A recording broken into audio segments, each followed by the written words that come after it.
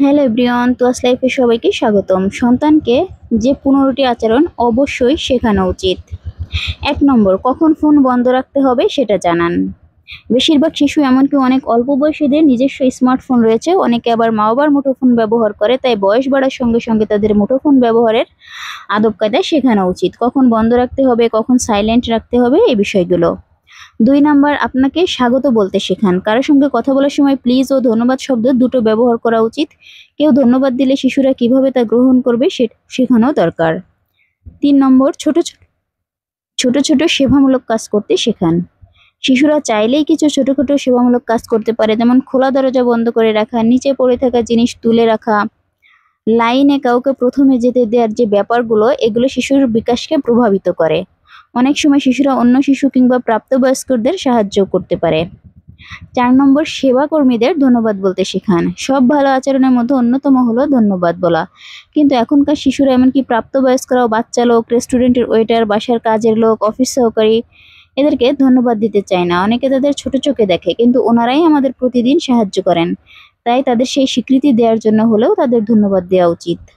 5 নম্বর, নিজের আসন ছেড়ে অন্যকে সাহায্য করা। সাধারণত বাসে বা গাড়িতে গর্ভবতী নারী, বয়স্ক মানুষ উঠলে নিজের আসন ছেড়ে দিতে হয়, এটা শেখান। তবে আজকাল অনেক মা বাবা অন্যদের চেয়ে তাদের নিজেদের সন্তানদের স্বাচ্ছন্দ্যকে প্রাধান্য দেন। ফলে বয়স্ক ব্যক্তিরা বাসে দাঁড়িয়ে থাকলেও শিশুরা সিট দখল করে বসে থাকে।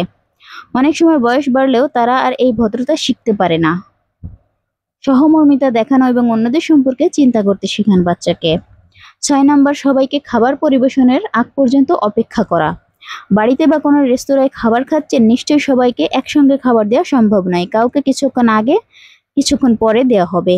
অর্থাৎ খাবারগুলো টেবিলে সাজিয়ে রাখতে নিশ্চয়ই কিছুটা সময় লাগবে। যতক্ষণ সব খাবার প্রস্তুত না হবে ততক্ষণ আপনার বাচ্চাকে ধৈর্য ধরতে শেখান।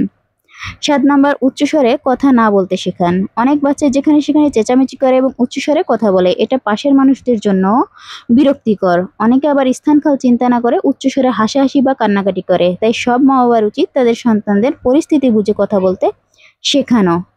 8 নম্বর, পালাক্রমে কথা বলা। অনেক সময় শিশু কথা বলা শুরু করলে বলতেই থাকে, আবার দেখা যায় বড়রা কথা বলছেন, তার মধ্যে একজন শিশু এসে কথা বলা শুরু করছে। এক্ষেত্রে শিশুদের ধৈর্য ধরা শেখাতে হবে।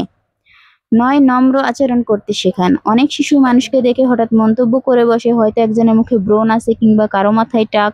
তখন শিশুরা যদি বলে বসে, তোমার মুখে ব্রণ কেন আঙ্কেল, আপনি টাক কেন, এরকম, তাহলে তারা অস্বস্তিতে পড়তে পারেন। শিশুদের শেখানো উচিত যে তাদের কথাগুলো অন্যদের প্রভাবিত করে। 10 নম্বর, মুখ ঢেকে হাসি বা কাশি দিতে শেখান। হাসি বা কাশি দেওয়ার সময় মুখে টিস্যু, হাত বা কনুই দিয়ে শেখানো উচিত। এটি কেবল স্বাস্থ্যবিধি বা ভদ্রতার বিষয় নয়। একজন হাসি কাশি দিলে তার জীবাণু অন্যদের মধ্যে ছড়িয়ে যেতে পারে। আপনার পাশের ব্যক্তি এটা নিশ্চয়ই ভালো চোখে দেখবে না। তাই আপনার শিশুকে কাশি দেওয়ার আগে মুখে টিস্যু বা হাত দিতে শেখান।